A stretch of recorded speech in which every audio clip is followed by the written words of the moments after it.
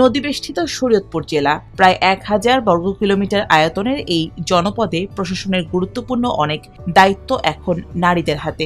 উন্নয়ন, প্রশাসন, আইন শৃঙ্খলা ও নাগরিক সেবা সব ক্ষেত্রেই পুরুষ সহকর্মীদের সঙ্গে কাঁধে কাঁধ মিলিয়ে কাজ করে যাচ্ছেন তারা।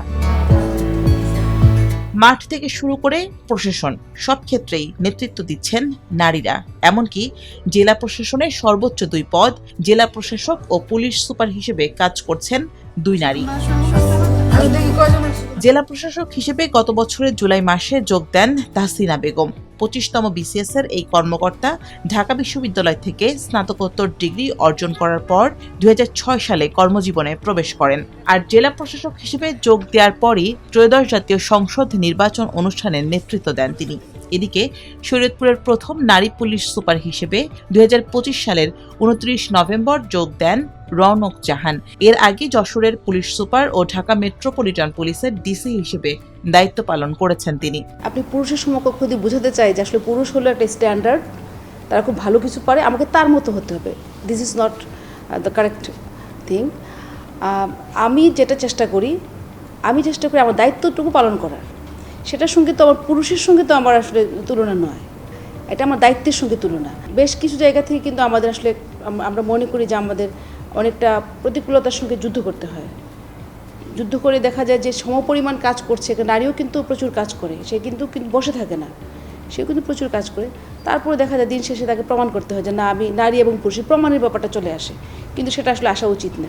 সামগ্রিকভাবে যখন আমরা দেখি যে নারী নেতৃত্বের বিষয়টা, তখন দেখা যায় যে এখানে হয়তো লিগ্যাল কোনো ব্যারিয়ার নেই, স্ট্রাকচারাল কোনো ব্যারিয়ার নেই, কিন্তু আপনি জানেন যে সামাজিকভাবে বা অন্যান্য আচরণগত এই যে ব্যারিয়ার তো রয়েছে, এবং সেই ব্যারিয়ারটা আমরা যখন একটা গুরুত্বপূর্ণ পদে আসি তখন সেটা টের পাই না। কিন্তু আমরা যে ধরনের অভিযোগ একদম সাধারণ মানুষের কাছ থেকে পাই, সেখান থেকে তো আমরা ধরে নিই যে নারী এগিয়ে আসাটা আসলে কত কঠিন। সেটা আইন যদিও বা আমাদের যে সংবিধান তাকে সমান অধিকার দিয়েছে, তারপরেও সেটা আমরা মনে করি সেটা তো অবশ্যই কিছুটা হলেও কঠিন। নেতৃত্বের এই চিত্র শুধু শীর্ষ 2 পদেই সীমাবদ্ধ নয়। জেলার প্রশাসনের বিভিন্ন গুরুত্বপূর্ণ পদেও দায়িত্ব পালন করছেন নারী কর্মকর্তারা। প্রশাসন, আইন শৃঙ্খলা, উন্নয়ন ও নাগরিক সেবা সব ক্ষেত্রেই তাদের দক্ষ নেতৃত্ব তৈরি করেছে ইতিবাচক পরিবর্তন। অফিসে কিন্তু আমি উপজেলা নির্বাহী অফিসার, তো আমি অফিসে এসে আমার এই উপজেলা নির্বাহী অফিসার হিসেবেই আমি পরিচয় দেওয়া এবং সেভাবেই কাজ করতে পছন্দ করি।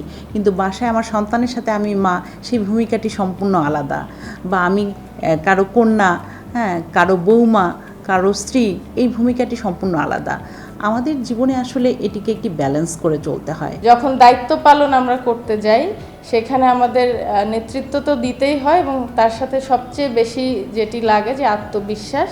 আমার মনে হয় যে আত্মবিশ্বাসটা আছে বলেই হয়তো দায়িত্ব পালনটা যথাযথভাবে করতে পারি। জেলা পর্যায়ে আমি এসেছি, আমি কোনো ধরনের প্রতিকূলতার সম্মুখীন হইনি এবং আমি চেষ্টা করি, প্লাস আমি বিশ্বাস করি যে নারীরা অনেক এগিয়ে আছে। পুরুষ নারীর মধ্যে আমি পার্থক্য করছি না। আমি আমার দায়িত্ব আমি যথেষ্ট পালন করার চেষ্টা করি। আমি ভোক্তাদের ব্যাপারে আমি খুবই আন্তরিক হওয়ার চেষ্টা করি। আমার কর্মক্ষেত্রে আমি মনে করি আমি একজন জনগণের সেবক এবং সরকারের একজন কর্মচারী। আমি কাজ করার ক্ষেত্রে ওই আবেদনকারীদের তথ্য উপাত্ত সঠিকভাবে যাচাই বাছাইয়ের মাধ্যমে তার পাসপোর্ট সেবাটা তাদের জন্য সহজলভ্য করার চেষ্টা করি। নারীরা প্রশাসনিক দায়িত্ব পালন করছেন, তাহলে সেক্ষেত্রে বোঝা যায় যে নারীরা কতখানি যোগ্য। যদি যোগ্যতার স্বাক্ষর তারা না রাখতো, তাহলে একটা জেলাকে পরিচালনা করার জন্য, প্রশাসনিক দক্ষতার জন্য যে পদগুলোতে অবস্থান করা উচিত, সে পদগুলো কিন্তু দখল করে আছেন বা দায়িত্ব কর্তব্যরত আছেন নারীরা।